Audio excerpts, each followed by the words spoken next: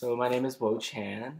I am a poet, and I'm also a fellow at the Asian American Writers Workshop. There are about 10 million plus undocumented people living in the United States right now, and many of those are writers. So an undocupoet is basically kind of the portmanteau that was put together to address these writers or poets who are discriminated against from first book prizes and competitions. A lot of competitions have this one requirement that says that you have to be either a U.S. citizen or a legal permanent resident. As like a queer poet and as an immigrant poet and as someone who is working class, and now as someone who is being formally put into deportation processes, it's this sense of kind of that you don't belong, I think, does inform my poetry. I think while I'm writing about or writing from the anxiety of being undocumented or being formally pushed out of the country, it doesn't seem as hard. It's actually quite fun and cathartic because it is, I guess, it's poetry, and it's what I turn to as a source of power and as a source of relief. It's hard to afford a lawyer, and it's hard to go through everyday life trying to fight this and trying to fight both my own deportation kind of proceedings and also fight for my parents as well, who don't speak English and don't understand it as well as I do.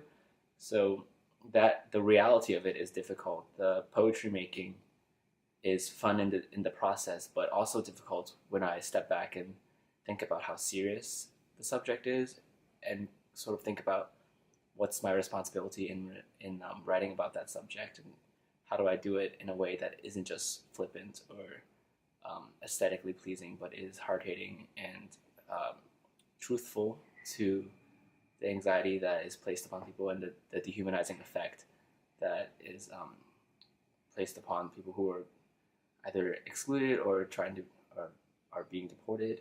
Well, something I learned from just doing the reading is that there's a whole community, right? You think about the statistic 10,000 plus or 10 million plus people, and a lot of those people are writers, and a lot of those people are in community with you. My mother's bra. Limp, coarse, and unpadded, my mother wore the same bra for years. Years I watched it fade, white cotton lace stained cream gray in a frame that refused to fold. She never bought more. The first time I slipped it on, I was 8. I burst into the kitchen, mischievous as I was, and her face curled in disgust. She yelled. I watched my breast evaporate. Last week, I bought my first bra, clearance black and double padded, an extra long clasp for a child with a ribcage built like a ship's.